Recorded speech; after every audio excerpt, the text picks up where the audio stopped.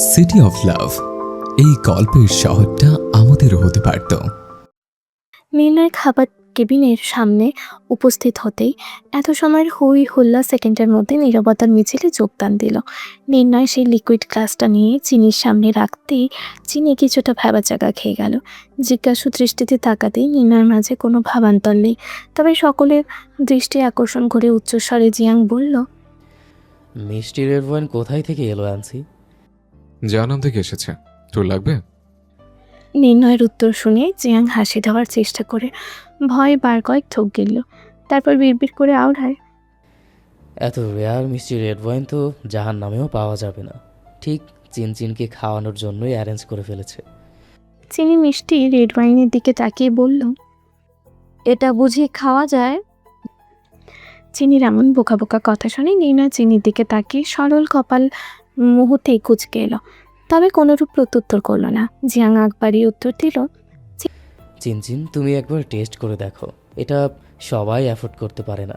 এখন পর্যন্ত আমার ভাগ্য হয়নি টেস্ট করার।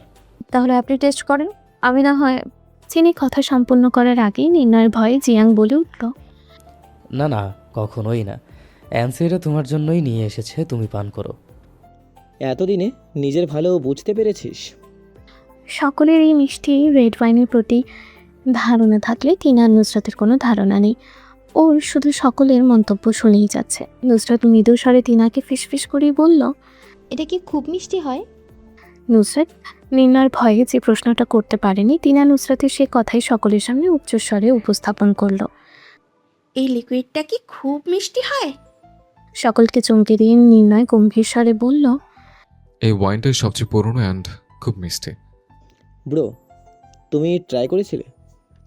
আমি এক গ্লাস পান করেছি যখন এই ওয়াইনের বোতলটা প্রথমে ওপেন করা হয়েছিল। এখানে কিছু ওয়াইনের বোতল খুব ইউনিক হয়, সবচেয়ে পুরনো বোতলগুলো। লাকিরাই এই ওয়াইনটা পান করতে পারে, বেসিক্যালি এই গ্লাসের ওয়াইনটা। এই ওয়াইনের সম্পর্কে মন্তব্য শুনে চিনি মনে মনে বলল, এটা লাস্ট ক্লাস, তাও তার জন্য। তাহলে তো এটা খুব ভালোবেসে পান করতে হবে তাকে। চিনি পান করার আগে সকলকে খাওয়ার জন্য অনুরোধ করেছে। নির্ণয় চিনির জন্য যে জিনিস নিয়ে এসেছে তার উপর হস্তক্ষেপ করা তো দূর, চোখ তুলে তাকানোর সাহস কারণেই। তাই সকলে মানা করে দেওয়ার পর চিনি পান করার উদ্যোগ নিল। চিনি গ্লাসটা ঠোঁটের কাছে নিয়ে এক চুমুক দিয়ে কপাল কুঁচকে বলল, এটা অনেক স্ট্রং, গলা খানিকটা জ্বলছে। চিনির কথাই নির্ণয় চোখ ছোট ছোট করে চিনির রিয়াকশন দেখছে। এরপর চিনি গ্লাসে আরেকটু চুমুক দিয়ে হাসি মুখে উচ্ছ্বসিত কণ্ঠে বলল, হ্যাঁ, এটা খুব মিষ্টি এবং খুব টেস্টি। সি ফুড খাওয়ার পর এটা পান করার পর আলাদা টেস্ট আসছে। চিনির কথায় নির্ণয় ক্রুরো বাঁকা হাসলো। চিনি লিকুইডটা পান করতে করতে আনমনে আর প্রশ্ন করে বসলো, এই লিকুইডটা তো খুব পুরনো, তাহলে কত সালে এই লিকুইডটা আবিষ্কার হয়েছে? চিনির প্রশ্নে সকলেই হতবুদ্ধি হয়ে ভাবতে লাগলো। পরপর জবাব আসলো কেউ জানে না। সেকেন্ডের মধ্যে নির্ণয় ফের ক্রুরো হেসে বলে উঠল, এটা লাস্ট ক্লাস। সে বছর তোর জন্ম হয়েছিল, ঠিক সে বছর এই ওয়াইনটা আবিষ্কার করা হয়েছে। চিনির সঙ্গে সকলেই অবাক হলো। চিনি অবিশ্বাস চোখে নির্ণয়ের দিকে তাকিয়ে আছে। নির্ণয় আর চিনির মনোমালিন্য ব্যাপারটা সকলের নজরে না পড়লেও নুসরাতের নজরে ঠিকই পড়েছে। হঠাৎ নুসরাতের মনে কেমন যেন সন্দেহ জাগ্রত হলো। নুসরাত সঙ্গে সঙ্গে মাথা নাড়িয়ে বলল, না না, মাঝে টিনা নুসরাতের উদ্দেশ্যে বলল, ভূতের মতো কি বের করছিস? চল ওয়াশরুমে যাই। নুসরাত আর টিনা চলে গেল। আদনান, জিয়াং ও নির্ণয় আর চিনিকে স্পেস দিয়ে চলে গেল। সবাই চলে যেতেই চিনি ইতস্তত ভাবে নিয়ে যখনই নির্ণয়কে কিছু বলতে যাবে তখনই নির্ণয়ের ফোনটা বেজে উঠল। নির্ণয় ইয়ারপড কানেক্ট করে কথা বলতে বলতে রেস্টুরেন্টের দরজার দিকে এগিয়ে গেল। এমন সময় রেস্টুরেন্টের মালিক চিনির সামনে এসে বলল, হ্যালো ম্যাম, আপনার কিছু লাগবে? হঠাৎ করে রেস্টুরেন্টের মালিক সামনে আসায় চিনি কিছুটা ভয় পেয়ে গেল। চিনি নিজেকে সামলিয়ে মৃদু স্বরেই বলল, না। রেস্টুরেন্টের মালিক সৌজন্যমূলক হেসে চিনির উদ্দেশ্যে বলল, আমি অ্যান্সিকে 5 ইয়ার ধরে চিনি। আমাদের কার রেসিংয়ে পরিচয় হয়েছিল। নির্ণয় হ্যান্ডসামের সঙ্গে সঙ্গে খুব ট্যালেন্টেড। সেই থেকে এখন অবধি আমি অ্যান্সিকে জানি।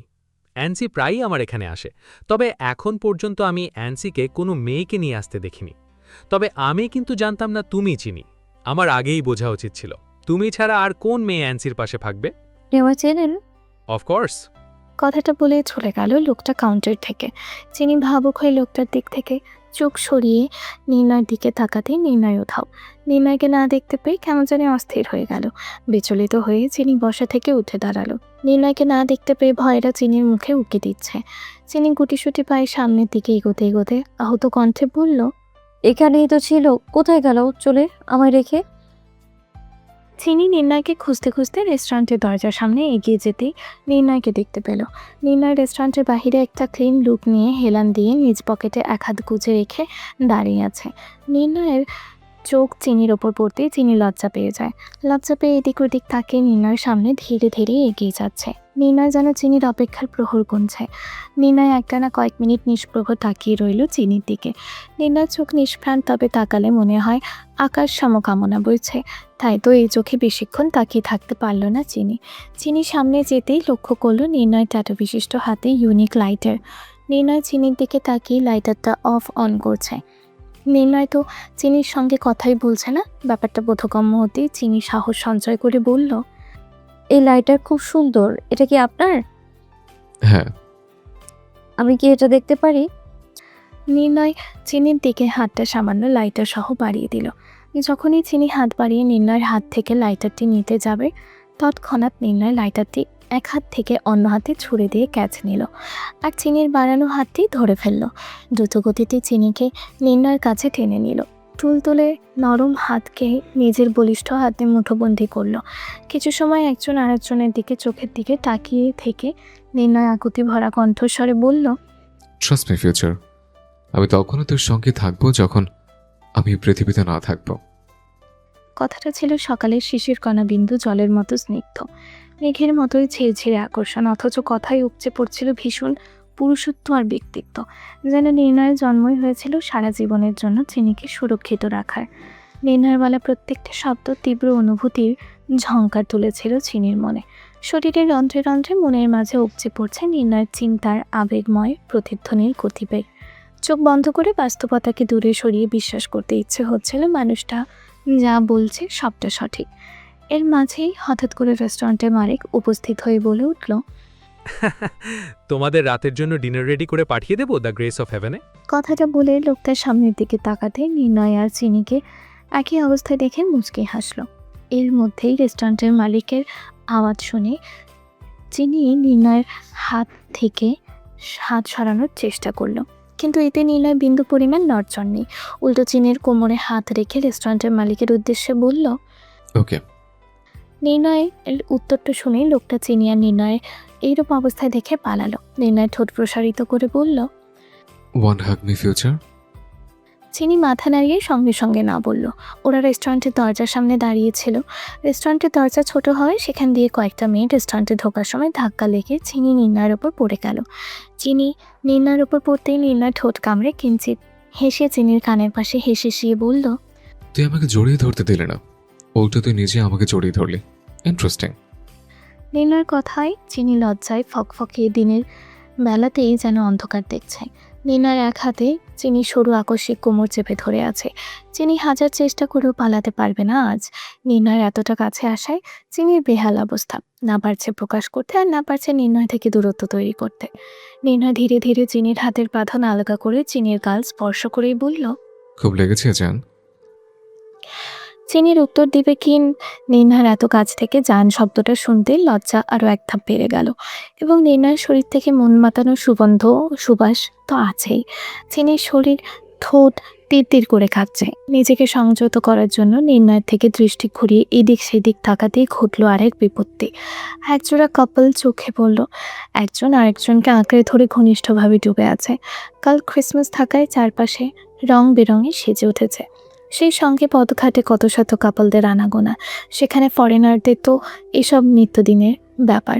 চিনি নির্ণয়ের এত কাছে থেকেও নির্ণয়কে রেখে অন্যদিকে প্রায়োরিটি দিচ্ছে। বিষয়টা ঠিকভাবে নির্ণয় হজম করতে পারল না। সঙ্গে সঙ্গে কপালের রগগুলো ফুলে উঠল। তীক্ষ্ণ ভাঁজে সংকুচিত হলো ভ্রুযুগল। তবে ঠিক একইভাবে নির্ণয় চিনির চোখের দৃষ্টি অনুসরণ করে ঘাড় খানিকটা ঘুরিয়ে পেছনে তাকাতেই দেখতে পেল একজোড়া কাপল একজন আরেকজনকে কিস করছে। মুহূর্তে চিনির দিকে তাকিয়ে নির্ণয় বাঁকা হেসে ঠোঁট কামড়ে হাসকি স্বরে বলল, আই উইল ট্রাই ইট। কথা সম্পূর্ণ করে চিনি কিছু বুঝে ওঠার আগে নির্ণয় ঠোঁট দুটো চিনির গোলাপের পাপড়ির ন্যায় নরম অধর স্পর্শ করলো। তৎক্ষণাৎ চিনির সমস্ত শরীর কেঁপে উঠল। এই প্রথম কোনো পুরুষালী স্পর্শ পেয়েই চিনির খানিকক্ষণ লজ্জাবতী লতার ন্যায় কুঁকড়ে গেল।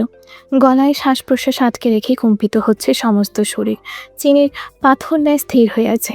অতিরিক্ত কাঁপুনির দরুন হাত দুটো গাউনে চেপে ধরে আছে। চোখ দুটো আপনা আপনি বন্ধ হয়ে গেছে চিনির। শরীরের সাথে সাথে সে কম্পন ছড়িয়ে পড়ল চিনির সমগ্র মুখমণ্ডলে। নির্ণয়ের বলিষ্ঠ এক হাত চিনির সরু কোমরে আর অন্য হাত চিনির পিঠে গিয়ে ঠেকেছে। চিনি আর নির্ণয়ের মাঝে যেই শব্দটুকু হচ্ছে সেটাকে বলে হৃদস্পন্দনের। শব্দগুলো ধ্বনি করছে। চারপাশে তুষারপাতের যেন ঝড় হচ্ছে। পুরো সফেদ রাজত্বে কালো স্যুট পরিহিত এবং চেরি রেড গাউন পরিহিত মানবীর রাজ্যে চলছে। তুষারপাতকে সাক্ষী হিসেবে ধরণীতে উৎপত্তি হয়েছে নতুন সম্পর্কের প্রথম স্পর্শ। কেবলমাত্র কপতি সুন্দর মুহূর্তে পরম সাক্ষী হিসেবে চিনি যেন প্রতিক্রিয়া করতেই ভুলে গেছে। তবে নির্ণয় নিজের কাজে অনড়। ক্রমশই গভীর থেকে গভীর হতে যাবে নির্ণয় ঠোঁটের স্পর্শ। তখনই কাবাবে হাড্ডি হয়ে বেরিয়ে এলো রেস্টুরেন্টের সামনে থেকে ভেসে আসা ধ্বনি। ব্রো, নির্ণয় আর চিনির ঘনিষ্ঠ মুহূর্ত আবদ্ধ হওয়ার কিছু সময় পর নীরবতার মাঝে হঠাৎ ভেসে আসা আওয়াজে আচানক সম্বিত ফিরে পেতেই চিনি নিজের সমস্ত শরীরের শক্তি দিয়ে নির্ণয়কে দূরে ঠেলে দিয়ে বিদ্যুৎ বেগে ছিটকে দূরে সরে গেল। নির্ণয় কিছু বুঝে ওঠার আগে এইরূপ ঘটনায় কিঞ্চিত হতবিহ্বল হয়ে গেছে। চিনির আকৃষ্ট করা মুহূর্তে ডুবে থাকার মাঝে চিনির ধাক্কায় নির্ণয় বেখেয়ালি দুপা পিছিয়ে গেল সুঠামদেহী সুদর্শন পুরুষ। আদনান অনেকটা বিস্ময় আর কৌতূহল নিয়ে তাকিয়ে আছে নির্ণয় আর চিনির দিকে। কিছুতেই নিজের চোখকে বিশ্বাস করতে পারছে না। আদনান যা দেখেছে আদৌ তা কতটুকু সত্যি। চারিদিক হঠাৎ দমকা হাওয়ায় নিস্তব্ধতায় ছেয়ে আছে। নির্ণয় দু কদম পিছিয়ে যেতেই ভ্রু দুটো কুঁচকে গেল ওর। চিনির আপাদমস্তক পা থেকে মাথা অবধি পরক করে বোঝার চেষ্টা করলো ব্যাপারটা কি হলো। চিনির মুখশ্রীটা নিষ্প্রভ চোখে পরক করছে নির্ণয়। লজ্জায় জাত অবস্থা চিনির। শরীরের সঙ্গে সঙ্গে সেই কম্পন ছড়িয়ে যাচ্ছে সর্বাঙ্গে। চিনির দীর্ঘশ্বাস ক্রমান্বয়ে বৃদ্ধি পাচ্ছে। ভয় এবং এইরূপ পরিস্থিতিতে মাত্রাতিরিক্ত উত্তেজনায় হৃৎপিণ্ড ফেটে পড়ার উপক্রম। চিনির অনুভূতি শক্তি শূন্য, যার দরুন কোনটা ঠিক কোনটা বেঠিক কিছুই অনুভব করতে পারছে না চিনি। তাই এত সময় চিনির সঙ্গে কি ঘটেছে ভাবতেই মস্তিষ্ক সঞ্চালন বন্ধ হয়ে যাচ্ছে। এর মধ্যে তিনা, নুসরাত, জিয়াং আদনানের পেছনে উপস্থিত হলো। তবে চারপাশে কেমন যেন নিস্তব্ধতায় চৌচির হয়ে আছে। তুষারপাতের বর্ষণ ধীরে ধীরে বাড়ছে, তবুও শব্দের ছিটেফোঁটা নেই কারো মুখে। তিনা একবার আদনানকে দেখছে আর একবার চিনিকে। দুজনের মাঝে বিমূঢ় এবং লজ্জায় নাস্তানুবোধ অবস্থা। তবে নির্ণয়ের মধ্যে এইসবের ছিটাফোঁটাও নেই। দিব্যি চিনির দিকে তাকিয়ে দাঁড়িয়ে আছে। কোনোরূপ ভাবান্তর দেখা গেল না নির্ণয়ের মাঝে। নির্ধারণ নিশালো চোখে চিনিকে দেখতে ব্যস্ত। আশেপাশে কি হচ্ছে সেটা তার দেখার বিষয় নয়। তিনার কাছে পুরো সিচুয়েশনটাই কেমন যেন সন্দেহজনক ঠেকল। জিয়াং হতবুদ্ধির মতো সবাইকে পরখ করছে। হঠাৎ করে জিয়াং পেছনে ফিরে নুসরাতকে এক নজর দেখে সকলে নীরবতার মাঝে একগাল হেসে বলল, আজকের ওয়েদারটা বেশ রোমান্টিক, চারিদিকে স্নোফল হচ্ছে। জিয়াংয়ের এইরূপ কথার আকস্মাত আদনান বেখেয়ালিতে নির্ণয় এবং চিনির দিকে তাকিয়ে বিষম খেয়ে কাঁচতে শুরু করলো। ওদের এইরূপ কথোপকথনের মাঝে চিনি কাঁচুমাচু করে এদিক সেদিক অস্বস্তির নজর বুলিয়ে নির্ণয়ের কোনো প্রতিক্রিয়ার অপেক্ষা না করে আকস্মাত সবাইকে অতিক্রম করে দুই চোখ খিচে এলোপাথারি দৌড়ে রেস্টুরেন্টের ভেতর ঢুকে পড়ল। চিনি দৌড়ানোর কারণ বুঝতে পেরে নির্ণয় ঠোঁট টিপে হাসছে। আদনান আর নির্ণয়বিহীন সকলে হতভম্ব হয়ে চিনির যাওয়ার দিকেই তাকিয়ে রইল। নুসরাত কৌতূহলী হয়ে বলল, আমরা তখন দ্য গ্রেস অফ হ্যাভেনে ফিরে যাব, তাহলে চিনি রেস্টুরেন্টের ভেতরে কেন গেল? নির্ণয় ঠোঁটের কোণে এখনো মন মাতানো হাসি লেগে আছে। চোখের দৃষ্টি এখনো স্থির চিনির যাওয়ার পথে। সেই দিকে দৃষ্টি রেখেই বলল, আদনান, ওদের নিয়ে তুই দ্য গ্রেস অফ হ্যাভেনে যা, আমি চিনিকে নিয়ে আসছি। সকলে খেয়াল করলো নির্ণয়ের কথার ধরন কেমন যেন হুট করে পাল্টে গেছে। রাগান্বিত ধারালো কাঠিন্যতার চেহারা মুহূর্তে পাল্টে গিয়ে অদ্ভুত কিছু প্রকাশ পাচ্ছে। নির্ণয়ের কথা মেনে নিয়ে সকলে গাড়িতে গিয়ে উঠতেই তবে জিয়াং নির্ণয়ের দিকে ভয়ার্থ নজরে তাকিয়ে নির্ণয়ের কাছে এগিয়ে যায়। জিয়াংকে এগিয়ে আসতে দেখেই নির্ণয় ধারালো অস্ত্রের ন্যায় দৃষ্টি নিক্ষেপ করে দাঁতে দাঁত চেপে বলল, কি চাই? কি আর চাইবো, সৃষ্টিকর্তা তোর মতো রাগী হিংস্র ঘাটতার একজন কাজিন দিয়েছে, এতেই আমি হ্যাপি।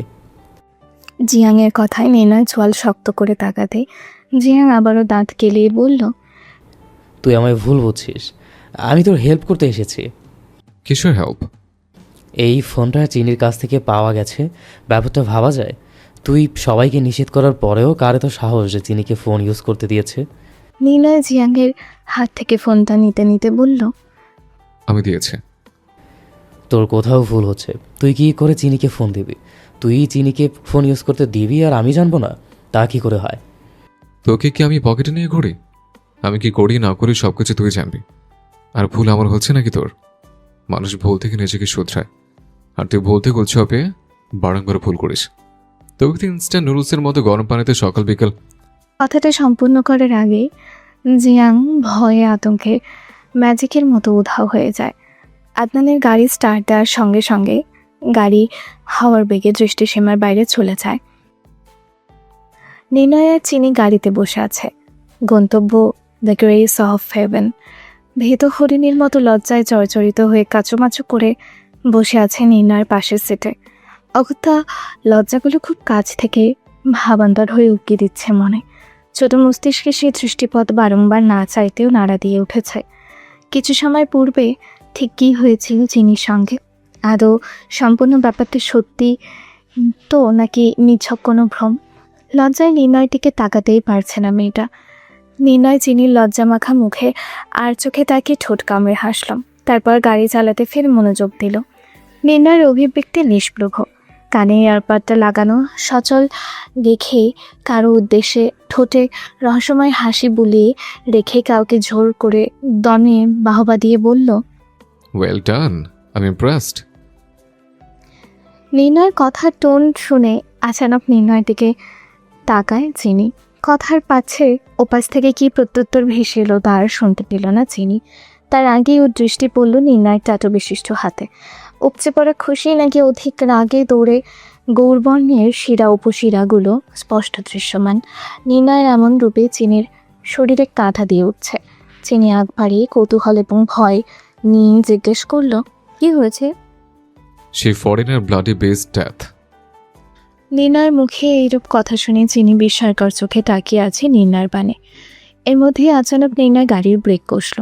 চিনি আচানক ব্রেক কষায় হকচকে সামনের দিকে দৃষ্টি পড়তেই পিচ ঢালা রাস্তায় ঠিক মাঝখানে দাঁড়িয়ে কত শত মানুষ ভিড় জমে আছে দেখতে পেল। তাই তো গাড়ি কিছুতে সামনের দিকে এগিয়ে নেওয়া সম্ভব হচ্ছে না। চিনি সামনের দিক থেকে দৃষ্টি সরিয়ে নির্ণয়ের দিকে দৃষ্টি ফেলতেই লক্ষ্য করল নির্ণয় কপালে 2 আঙুল দিয়ে কপাল স্লাইড করতে করতে সামনের দিকে তাকিয়ে অদ্ভুতভাবে হাসছে। এর মধ্যে নির্ণয় গাড়ি থেকে বের হয়ে সেই ভিড়ের দিকে এগিয়ে গেল। চিনি নির্ণয়ের এমন রূপে অভ্যস্ত নয়, তাই তো অবাকের পর অবাক হচ্ছে। বিস্ময় কিংকর্তব্য বিমূঢ় চিনি আবারও সামনের দিকে দৃষ্টি স্থির করতেই সেই ভিড়ের মাঝে ডেঞ্জেলকে দেখতে পেল। চিনির মনে খানিকটা খটকা লাগছে, মনের মাঝে কেমন অস্থির লাগছে। কিছুতেই আর গাড়িতে বসে থাকতে পারল না। ধীরে ধীরে গাড়ি থেকে নেমে পিচ ঢালা রাস্তায় সেই ভিড়ের দিকে এগিয়ে গেল। আকাশে বক্ষ চিরে ঝুমঝুমিয়ে তুষারের বর্ষণের গতি বাড়ছে। হাড় কাঁপানো ঠান্ডা হাওয়ার মধ্যে ভিড়ের মাঝে এগিয়ে সামনে তাকাতেই চিনির পা দুটো থরথর করে কাঁপতে লাগলো। মস্তিষ্ক জুড়ে ভলিয়ে বেড়ে ওঠা তীব্র কান্নার তোড়। চিনির সামনে একটি নিথর দেহ পড়ে আছে। শরীরের সঙ্গে পুরো মাথা ছিন্ন বিচ্ছিন্ন। মাথা থেতলে গিয়ে মস্তিষ্কের সমস্তটা বেরিয়ে গেছে। সে সাথে পুরো চেহারাটা ভয়ঙ্কর আকৃতি ধারণ করে আছে। পায়ের এক অংশ শরীর থেকে বেশ দূরে পড়ে আছে। পোশাক দেখে খুব বেশি বেগ পোহাতে হলো না। অল্পতেই বুঝে গেল চিনিকে আক্রমণ করা সেই ফরেনার মেয়েটার নিথর দেহ পড়ে আছে। এমন ভয়ঙ্কর পৈশাচিক দৃশ্য দেখে আর নিজেকে ধরে রাখতে পারল না। সঙ্গে সঙ্গে চিনি শরীরের সমস্ত শক্তি দিয়ে সজোরে এক চিৎকার দিল। এহেন নৃশংস অপ্রীতিকর পরিস্থিতিতে পড়ে মুখ চেপে ধরেই হু হু করে কেঁদে ওঠে ভীত মেয়েটা।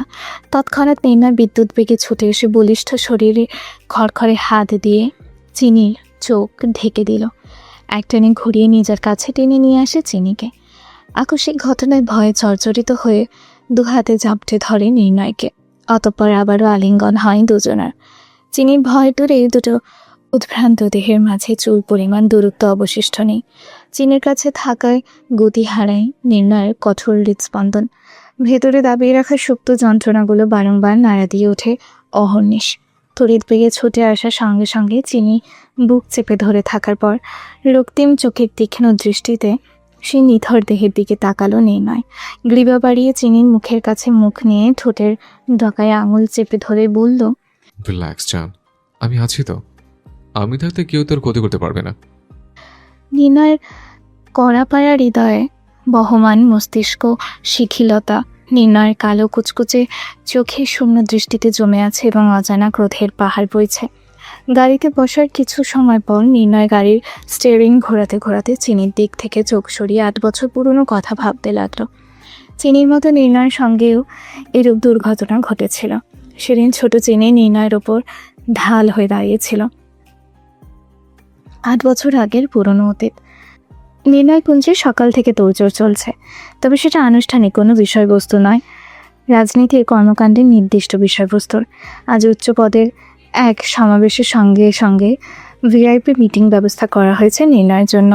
সেখানে নামি দামি উচ্চ পদের এবং বিভিন্ন সম্মানিত সংস্থার কর্মকর্তারা উপস্থিত থাকবে।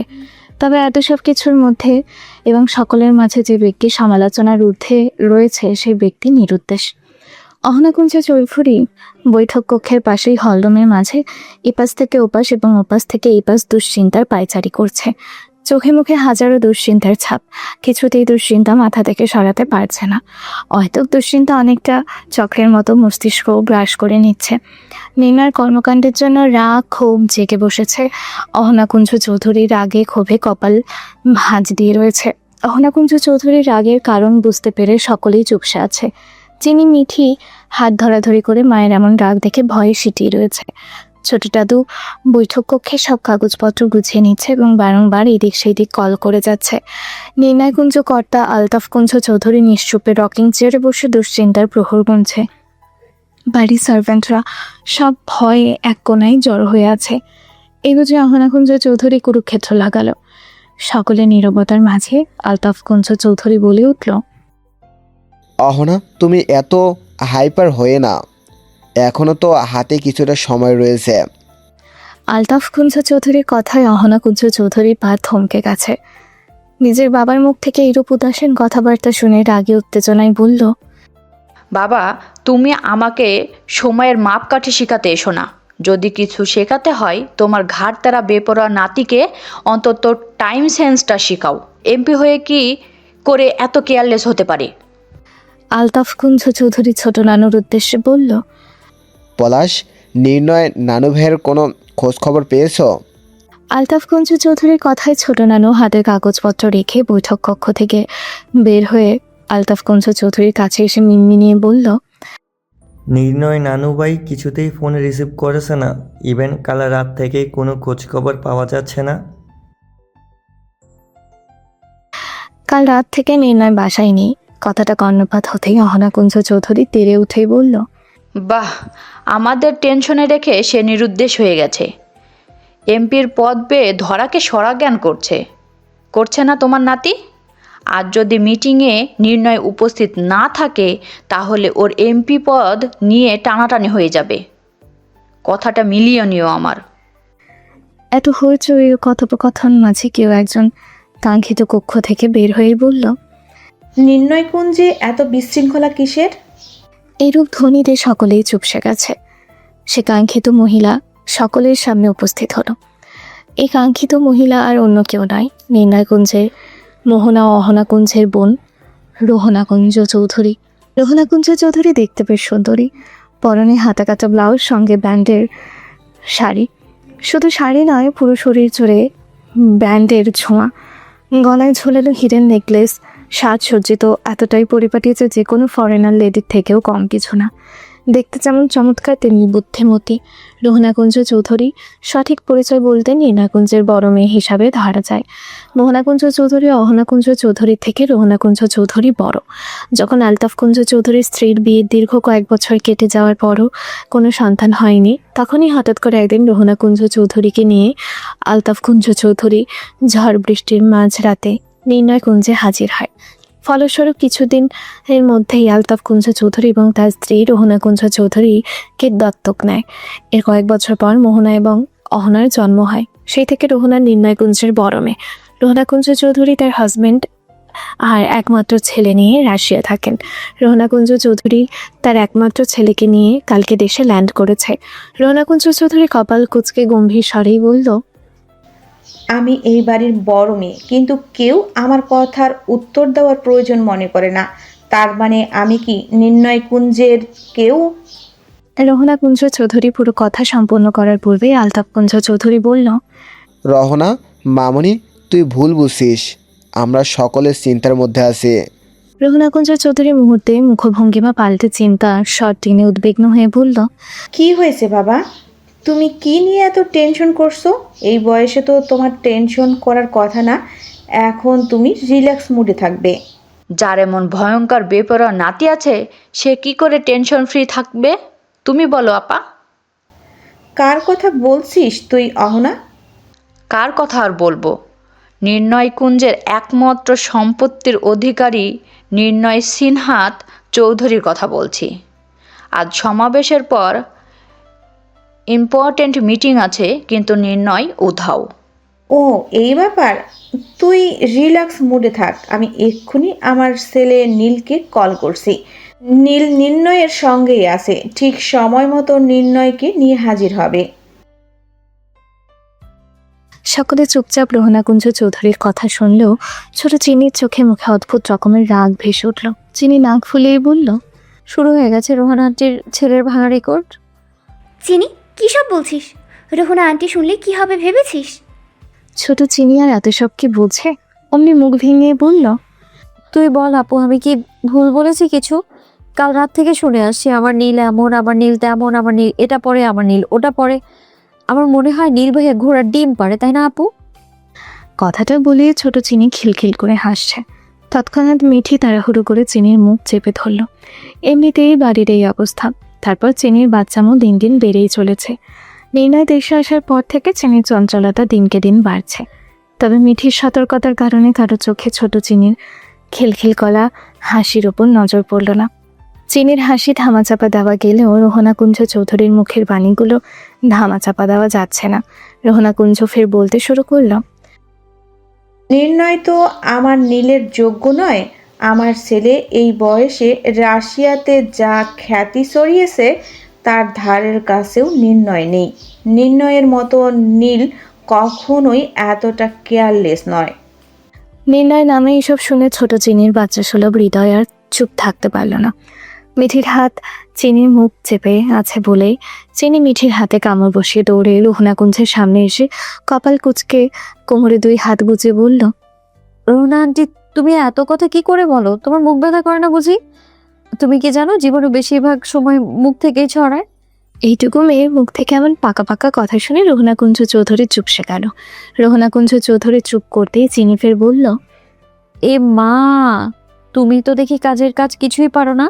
নীল ভাইয়াকে কল করে বলেছিলে নির্ণয় ভাইয়াকে নিয়ে আসার ব্যবস্থা করবে, তাহলে নীল ভাইয়াকে কেন এখনো কল দিচ্ছ না? চিনির এইরূপ ব্যবহারে অহনা কুঞ্জ চৌধুরী বেশ রেগে গেছে। মায়ের রাগান্বিত চেহারায় চিনি এক পলক তাকিয়ে ভয় ঢোক গেলে ফের বলল, দেখছো না আমার মাম্মাম কত টেনশনে আছে? আমার মাম্মাম টেনশনে থাকলে আমার প্রচন্ড কষ্ট হয়।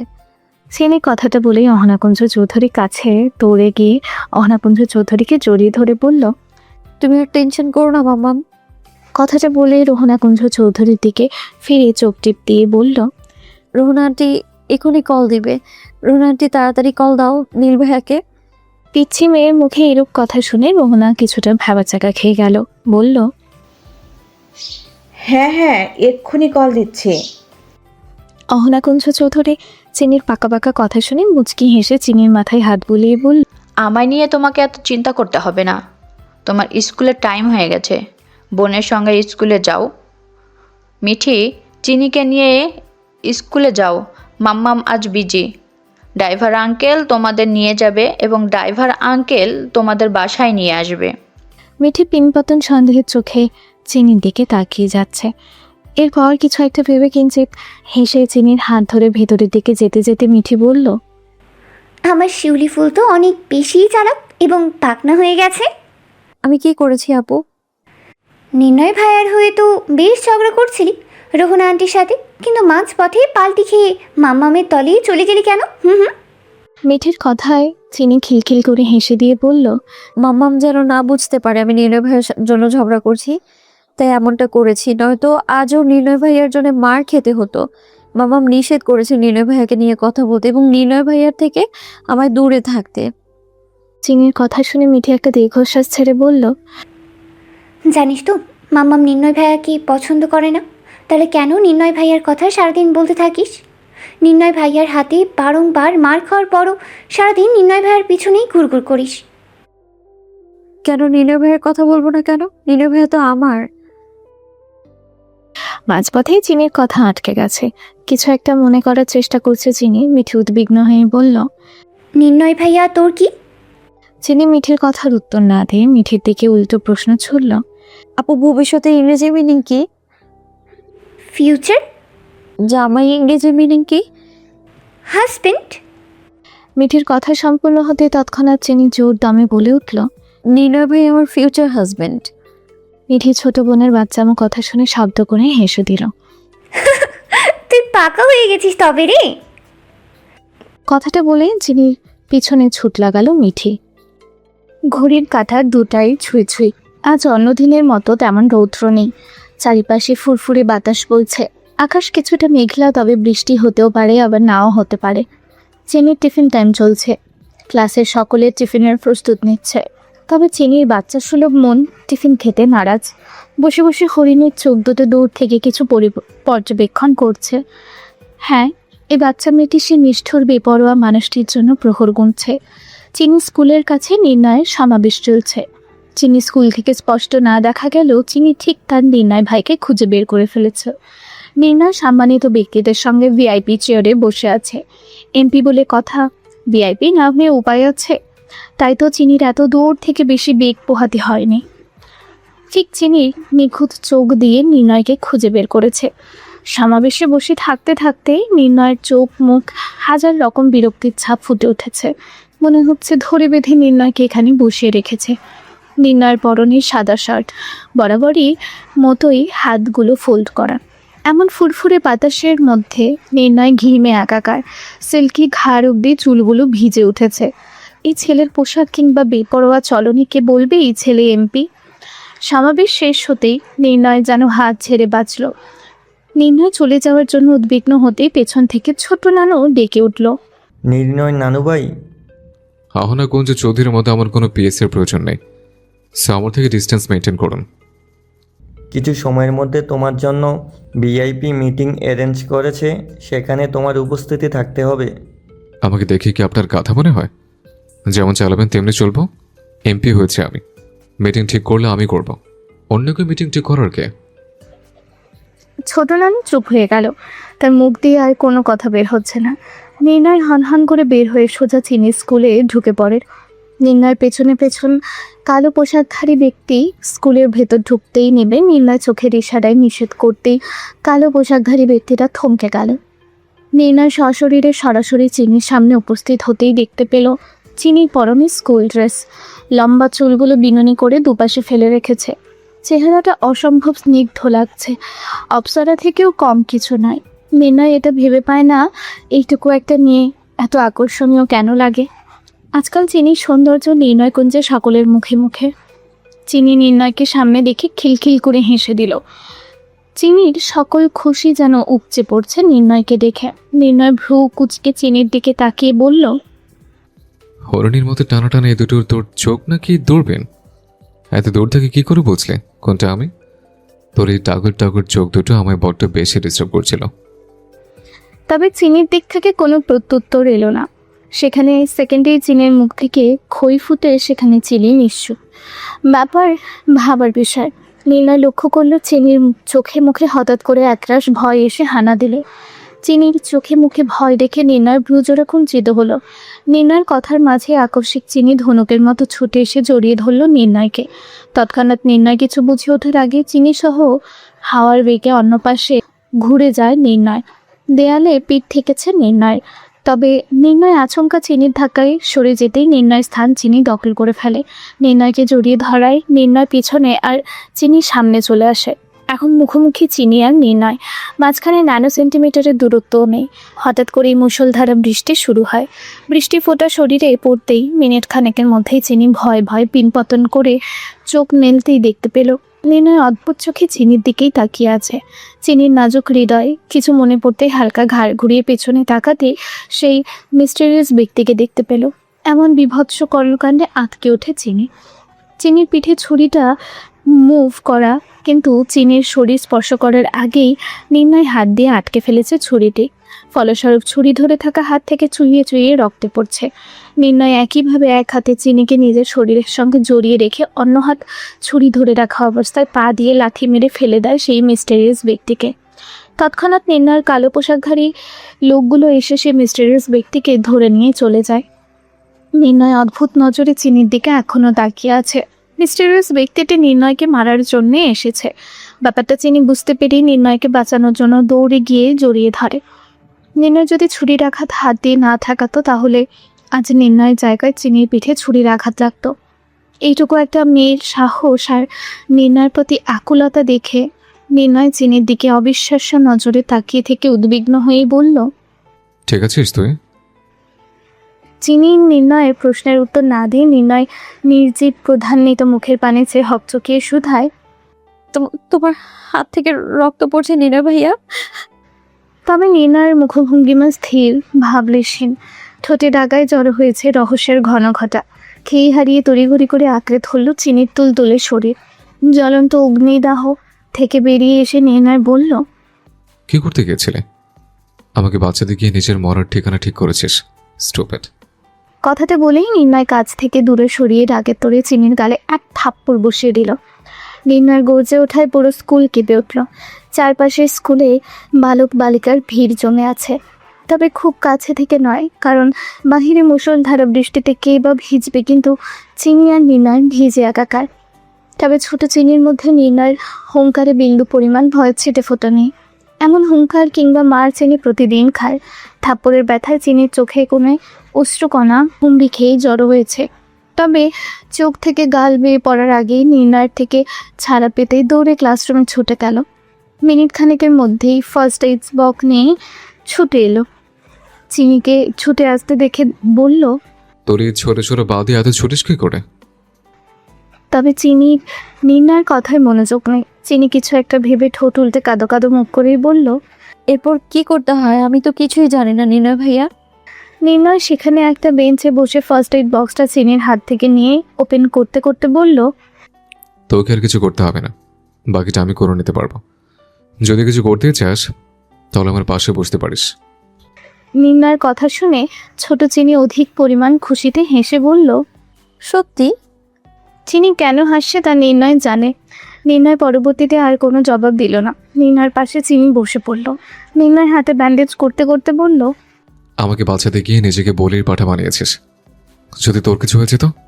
ছোট চিনির অসহায়তার সাথে সোজা সাপটা উত্তর দিল, তখন আমার এত কিছু মনে পড়েনি, শুধু তোমার কথা মনে পড়েছে নির্ণয় ভাইয়া। নিমিষেই চিনির কথা প্রসঙ্গ ও অভিব্যক্তি পাল্টে দিয়ে নির্ণয় চিনির দিকে এক পলক তাকিয়ে শুধালো, ফার্স্ট এড বক্স কোথায় পেয়েছিস? আমার ব্যাগে ছিল। তোর ব্যাগে ফার্স্ট এড বক্স কি করছে? তুমি তো রোজ মারামারি করো, কখনো হাত কেটে যায়, কখনো অনেক রক্ত বের হয়, তাই এটা আমার ব্যাগে রেখে দিয়েছি, যদি কখনো তোমার প্রয়োজন হয় তখন দিব। চিনির মতো বাচ্চা মেয়ে নির্ণয়ের জন্য পাগল। ব্যাপারটা ভেবেই নির্ণয় হাসলো। যেখানে সকলের চোখের কাটা নির্ণয় সিনহা চৌধুরী। নির্ণয়কে অপ্রত্যাশিতভাবে হাসতে দেখে ছোট চিনি বেশ অবাক হলো, কারণ নির্ণয়কে এখনো পর্যন্ত কখনো হাসতে দেখেনি। ছোট মেয়েটা নিছক কণ্ঠে উদ্গ্রীব হয়ে বলল, হাসছো কেন নির্ণয় ভাইয়া? নির্ণয় নিশ্চুপ, চিনির প্রশ্নের উত্তর দিচ্ছে না।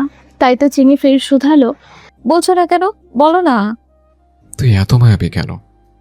সৃষ্টিকর্তার সৌন্দর্যের সঙ্গে সঙ্গে তোর মাঝে অধিক পরিমাণে মায়া দিয়েছে। নির্ণয়ের কথায় চিনি সেই রকম কিছু না বুঝলেও এটা ঠিকই বুঝেছে নির্ণয় ভাইয়া চিনির প্রশংসা করেছে। চিনি উদ্বিগ্ন হয়ে বলল, তাহলে চলো আমরা বিয়ে করে ফেলি। বিয়ে করে ফেলো না আমার নির্ণয় ভাইয়া। চিনির কথায় নির্ণয় শব্দ করে হেসে ডান হাত দিয়ে বেখেয়ালে চুলগুলোকে ব্যাক ব্রাশ করতে করতেই বলল, বিয়ের মানে জানিস? সারা জীবন সুখে দুঃখে একসঙ্গে থাকা, আর সারা জীবন একজন আরেকজনকে ভালো রাখা এবং ভালোবাসা। তুমি আমার সাথে থাকলে আমরা কখনোই আলাদা হব না, আমি প্রমিস করছি নিলয় ভাইয়া। কথাটা বলে বাচ্চারা যেভাবে 2 আঙুলে প্রমিস করে ঠিক সেভাবে প্রমিস করার জন্য চিনি হাত বাড়িয়ে দিল নির্ণয়ের দিকে। নির্ণয়ও মজা করে চিনির মতো হাত বাড়িয়ে দিয়ে প্রমিস করতে করতেই বলল। So funny. এরপর চিনির নিষ্পাপ মায়াবী মুখের দিকে তাকিয়ে বলল, আমি কখনো কাউকে খুশি রাখতে পারবো না। আমার মতো মানুষ ভালোবাসা পাওয়ার যোগ্য না। কেন, তোমায় কি কোনো রাক্ষসীর অভিশাপ দিয়েছে? তুই বড় হলে ঠিক বুঝতে পারবে আমার কথার মানে। এখন তো নির্বোধ, ভালো মন্দের তফাৎ বুঝিস না। বয়স বা কত তোর? সামনের জন্মদিনে তো আমি বড় হব। তাহলে সামনের জন্মদিনে আমি তোকে আমার অ্যান্সার জানাবো, আমি তোকে বিয়ে করবো কিনা।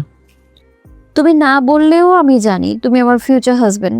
যখন আমি বড় হয়ে যাব তখন আমায় ভালোবেসো আর বিয়েও করে ফেলো প্লিজ। চিনির এইসব পাগলামি নিত্যদিনের। রোজ রোজ নির্ণয়ের জন্য এই বাচ্চা মেয়েটা হাজার রকম পাগলামি করে। মার খাওয়ার পরও নির্ণয়ের পেছনে পেছনে ঘুরবে। এই যে এখনও 5 আঙুলের দাগ বয়ে আছে, তবু দিব্যি বসে আছে নির্ণয়ের সামনে।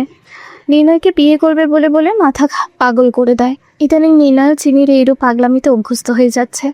এর মধ্যে নির্ণয় লক্ষ্য করলো চিনি ভিজে একাকার, শরীরের সঙ্গে ভিজে লেপটে আছে স্কুল ড্রেস।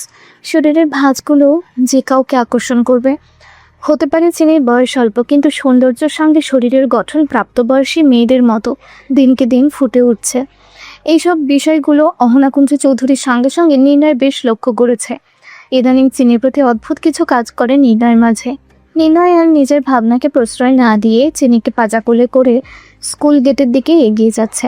তৎক্ষণাৎ চিনি উচ্চস্বরে বলল, নিলয় ভাই, আমার কোথায় নিয়ে যাচ্ছ? আমার ক্লাস আছে তো আমার।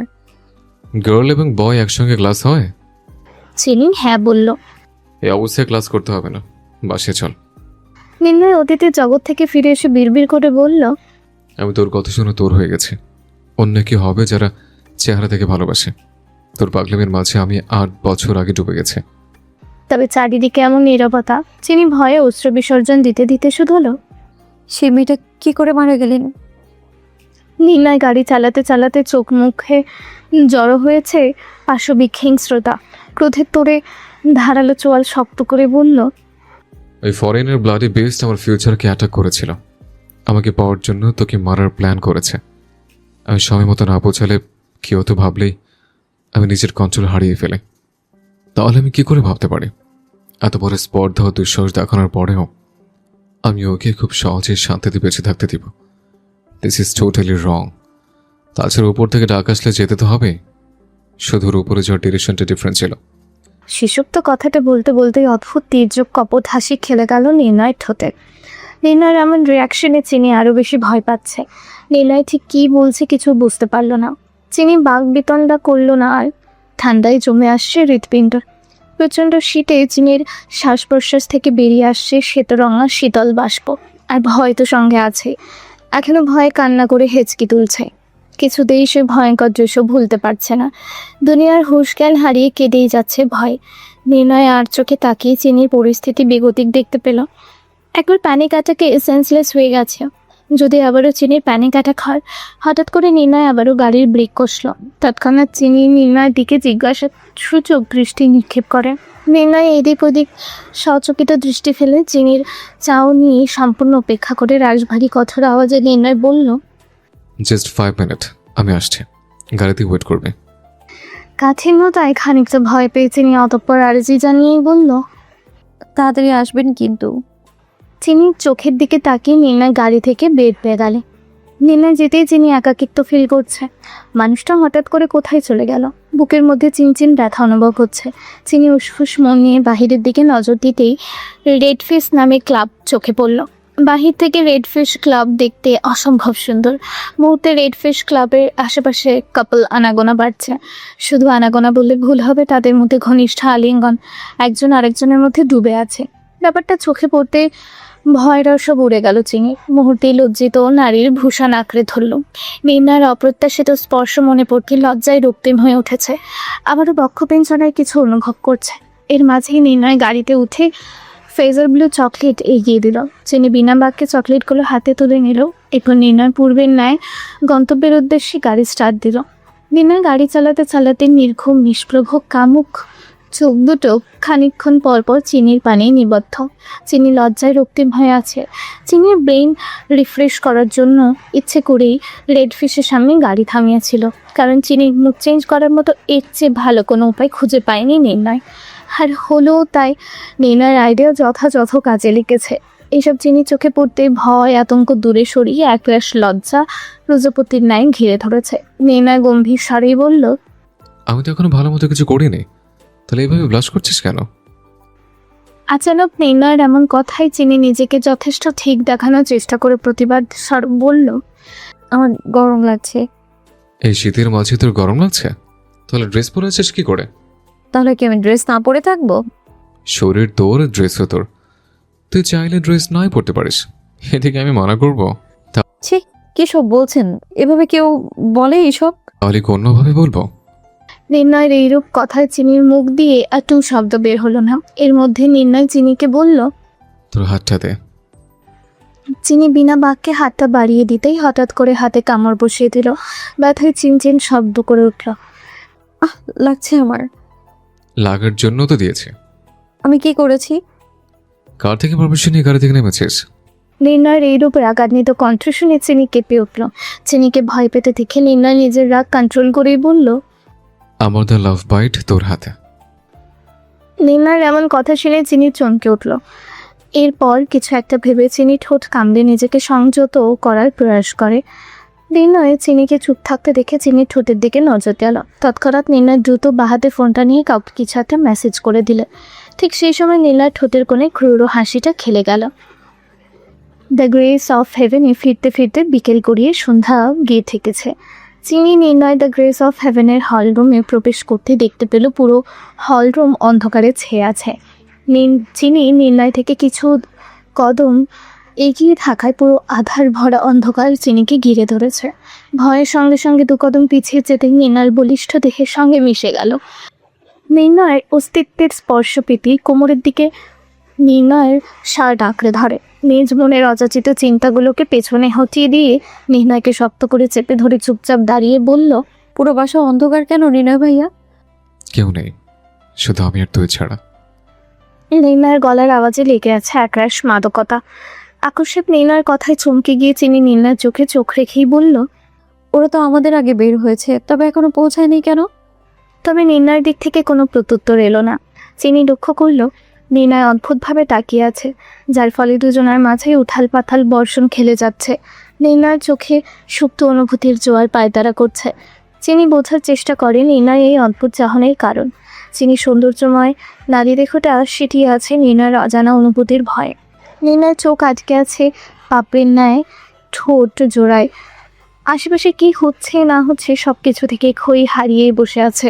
মুহূর্তে এক ঝটকায় চিনিকে শরীরের সাথে মিশিয়ে নিয়ে পরম আবেশে চিনির কোমরে হাত রেখে নরম স্বরে চিনির কানে ফিসফিস করেই বলল, this is my private mode future. তুই কাছে থাকবি আর আমি সংযত থাকবো। ভালোবাসায় কেউ এতটা চরিত্রবান হয় না জান। মুহূর্তেই চিনির ঠোঁট জোড়া তীর তীর করে কাঁপছে। তবে এই পরিস্থিতিতে মধ্যে অতি কষ্টে একটা কথাও বের করতে পারছে না। নির্ণয়ের ঠোঁট জোড়া চিনির দিকে উদ্যত হতেই চিনির চোখ বের হওয়ার জোগাড়। নির্ণয়ের পরবর্তী পদক্ষেপ আজ করার পূর্বেই চিনির তুলতুলে ঠোঁটে নির্ণয়ের ডিপ ব্রাউন ঠোঁটের পরম আবেশে ডুবে যায়। নির্ণয়ের স্পর্শে তীব্র কাতরতা, হঠাৎ করা উষ্ণ স্পর্শে কেঁপে উঠেছে চিনির নাজুক ছোট শরীর। চিনির হাতপিট ক্রমশই বেড়ে উঠেছে। সে সাথে মিশিয়ে গিয়েছে চিনির মস্তিষ্কে চড়াও হওয়া অধিক চিন্তা চেতনা। চিনি যেন সজ্ঞানে নেই। এইরূপ পরিস্থিতিতে কী প্রতিক্রিয়া করবে চিনি বেমালুম বরফের মতো স্তব্ধ হয়ে আছে। চিনি ধনুকের মতো মেইলি নারী দেখে সমস্ত শরীর অদম্য সুপ্ত পুরুষালী শক্ত হৃদয়ের চাহিদাগুলো মুহূর্তেই চিনির অধরে চুম্বন ও ঘনিষ্ঠতার মতো ক্রিয়াকলাপ চালিয়ে যাচ্ছে। তবে চিনির দিক থেকে কোনো রেসপন্স না আসায় হঠাৎ করে গভীর চুম্বনের মাঝে চিনির ওষ্ঠে কামড় বসায় নির্ণয়। একস্মাৎ ঘটনায় চিনি চোখ বন্ধ করে, শব্দ করে দুই হাতে নির্ণয়ের সাথ আঁকড়ে ধরে। সেকেন্ডে খানিক ঠোঁটের দূরত্ব বাড়িয়ে চিনিকে চোখ বন্ধ করতে দেখে মুচকি হাসে নির্ণয়। সঙ্গে সঙ্গে চিনি পাজাকোলা তুলে নিয়ে আবারও চিনির ওষ্ঠে নির্ণয়ের বেসামাল ওষ্ঠ ডুবায়। এবার যেন চিনির নারী সত্তার প্রতিক্রিয়াগুলো নির্ণয় অনুভব করতে পারছে। দ্বিগুণ আগ্রহ নিয়ে চিনির তুলতুলে অধরগুলোকে পুনরায় ওষ্ঠাগত স্পর্শ চালাচ্ছে। ধীরে ধীরে সেই অবস্থাতেই নির্ণয় চিনিকে কোলে নিয়ে সামনের দিকে কদম ফেলছে। চুম্বনের গতিবেগের তালে তাল মিলিয়ে সিঁড়িতে থমকে গেল নির্ণয়। চিনির অস্বস্তি অনুভব করতেই নির্ণয় সিঁড়ির মাঝপথে চিনিকে কোল থেকে নামিয়ে দিল। চিনিকে সেকেন্ড খানিক সময় ফুসরত দিয়েই তৎক্ষণাৎ চিনির আঙুলে ভাঁজে আঙুল ঢুকিয়ে সেখানে চিনির ঘাড়ে মুখ ডোবাল। এর মাঝেই পুরো অন্ধকার রুম আলোকিত হয়ে উঠল। নির্ণয় সেদিকে ফুস না থাকলেও চিনির চোখে আলোপ্রসী তীর্যক আলো পড়তে পিন পতন চোখ মিলতেই সজ্ঞানে ফিরে এলো। তৎক্ষণাৎ কিঞ্চিত ধাক্কায় নিজের ওপর থেকে বলিষ্ঠ শরীর সরানোর প্রয়াস। কিঞ্চিত ধাক্কায় তার তীর্যক আলোয় নির্ণয়ের কাজে ব্যাঘাত ঘটল। বিরক্তিতে নির্ণয়ের ঘাড় থেকে মুখ তুলে চিনির দিকে তাকাতেই চিনির চোখের মধ্যে ভয়াতুর আতঙ্ক জুড়ে আছে। চিনির এরকম মুখভঙ্গিমা আর মৌনতার দৃশ্যের কারণ হিসেবে ধরে নিল আলোক রশ্মি।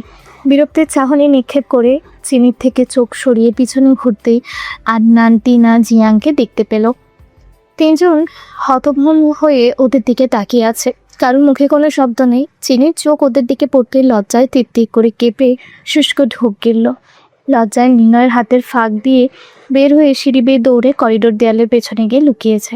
চিনি পালিয়ে গেছে ব্যাপারটা বোধিধম্ম হতে নির্ণয় উঠে বসে বিরক্তিতে ভ্রুকুচকে ওদের দিকে তাকিয়ে বলল, কি চাই? ব্রো, আমি বুঝতে পারিনি তুমি এই কারণে মেসেজ দিয়ে লেট করে আমাদের আসতে বলেছ। এর মধ্যেই সকলের পেছন থেকে নুসরাত কৌতূহলী কণ্ঠে জিজ্ঞেস করলো, এখানে কি হয়েছে? তুমি কিছু দেখোনি? কি দেখব? নির্ণয় পূর্বের ন্যায় সিঁড়িতে বসে থাকা অবস্থায় ফের গম্ভীর স্বরেই বলল, টাইটানিক মুভির সিন দেখা হয়ে গেছে নাকি আবার রিপিট করব? নির্ণয়ের এমন কথায় সকলে লজ্জা পেয়ে গেল। নুসরাত তো কথার আগা মাথা কিছুই বুঝছে না। তবে নুসরাত সকলের পিছনে এসে চিনিকে সিঁড়ি থেকে দৌড়ে যেতে দেখেছে, তাই সকলের দিকে প্রশ্ন তুলল, চিনিকে দেখলাম সিঁড়ি থেকে দৌড়ে যেতে, আর নির্ণয় ভাইয়াও এখানে এভাবে বসে আছে। এখানে কিছু হয়েছে? জিয়াং তৎক্ষণাৎ নুসরাতের মুখ চেপে ধরে কেটে পড়ল। সকলে চলে যেতে ঘাড় বাঁকিয়ে চিনি যাওয়ার পথে আর চোখে তাকিয়ে তীর্যক হেসে নির্ণয় গেয়ে উঠল, बता दो तुमको शर्मा ही जाओगी तुम धड़कने जो सुना दो तुमको घबरा ही जाओगी तुम हमको आता नहीं है छुपाना होना है तुझ में फना चांद सिफारिश जो करता हमारी।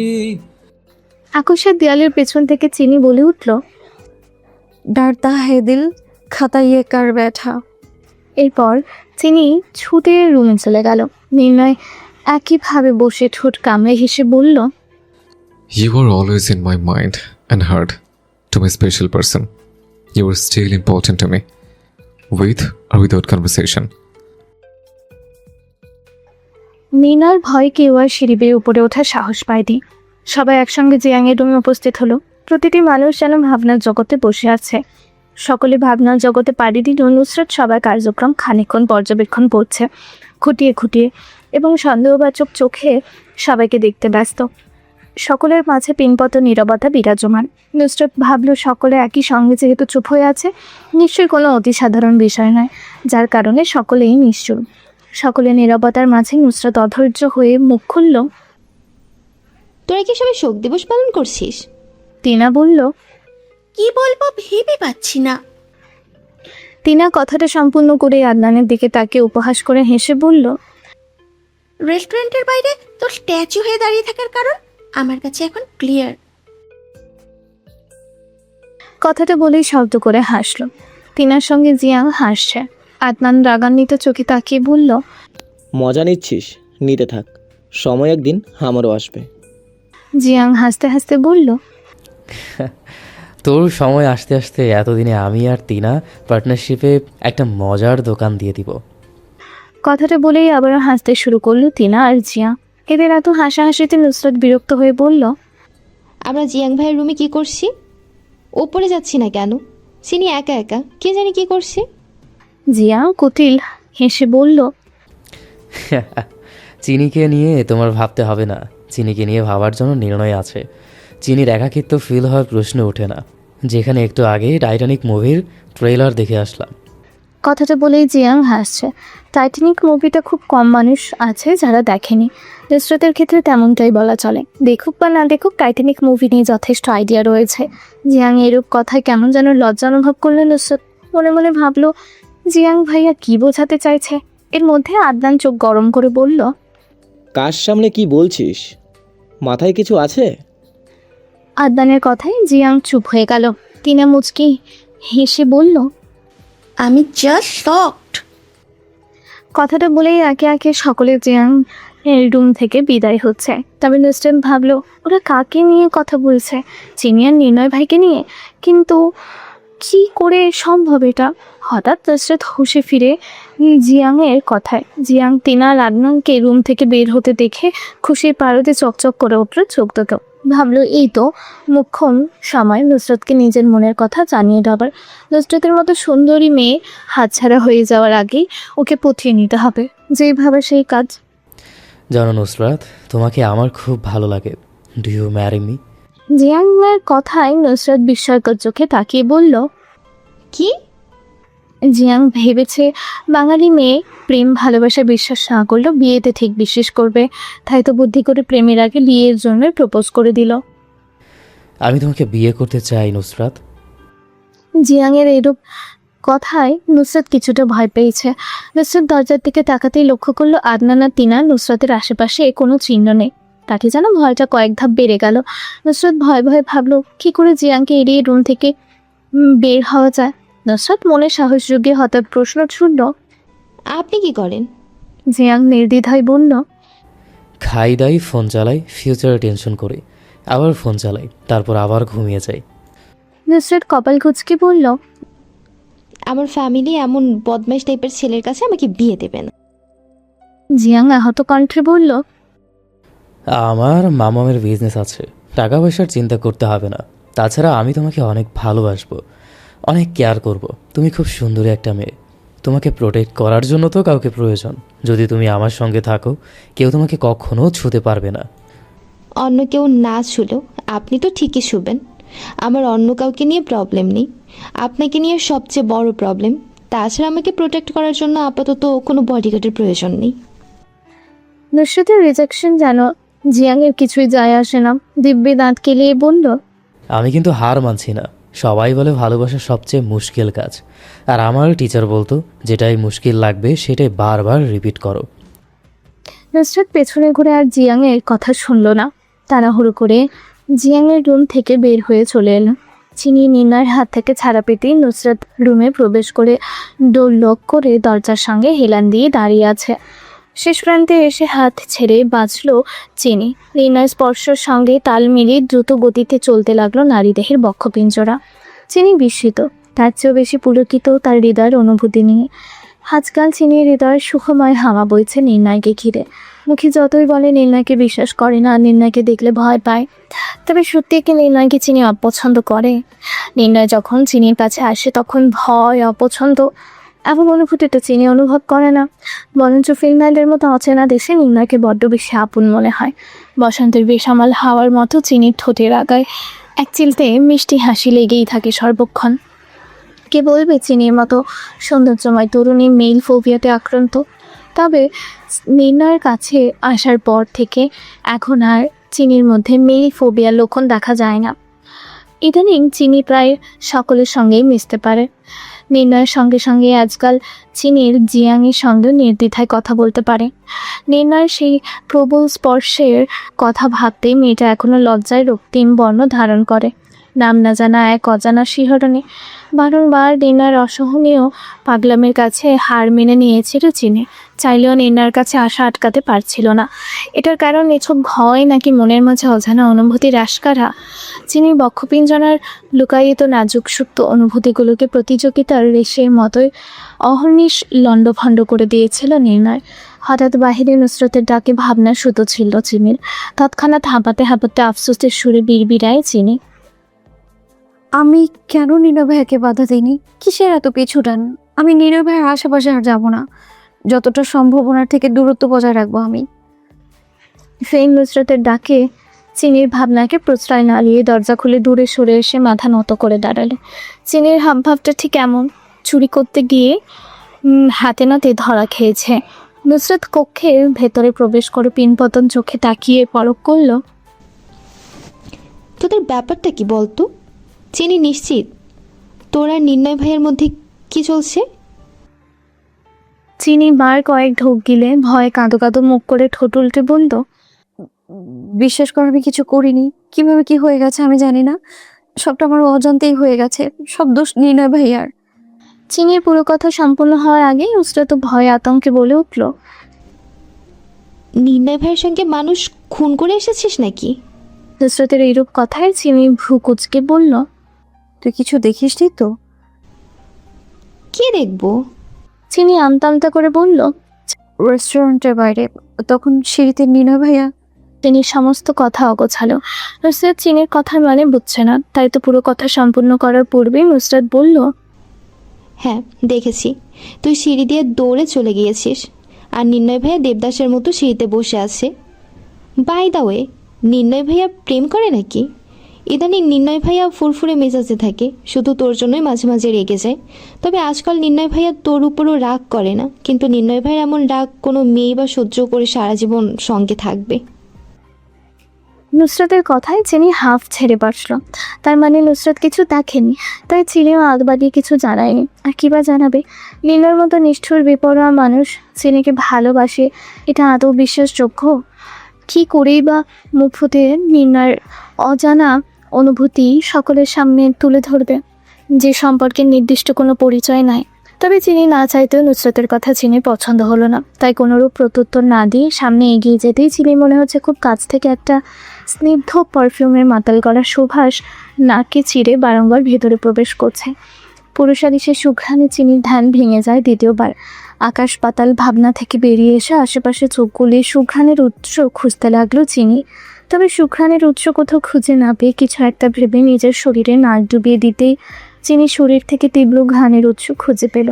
চিনির আর বুঝতে বেগ পোহাতে হলো না, নির্ণয়ের আলিঙ্গনে চিনির শরীর থেকে নির্ণয় মন মাতানো সুহাস আসছে। চিনিকে নিজের পোশাক থেকে স্মেল নিতে দেখে আগ বাড়িয়ে নুসরত শুধালো, কিসের স্মেল নিচ্ছিস দেখি তো? কথাটা বলেই চিনির শরীর থেকে স্মেল নিয়ে বলল, বাহ, খুব সুন্দর স্মেল তো। কিসের স্মেল এটা? জানি না। নুসরতের এইরূপ কথায় চিনি কিছুটা ঘাবড়ে গিয়ে তৎক্ষণাৎ দ্রুত নুসরতকে এড়িয়ে ওয়াশরুমে চলে গেল। ওয়াশরুমে প্রবেশ করেই চিনি কেমন যেন বিষণ্ণতার মাঝেও ডুবে যাচ্ছে। এসব কিছু যদি নির্ণয়কুঞ্জের কেউ ঘুণাক্ষরেও জানতে পারে তখন কি হবে?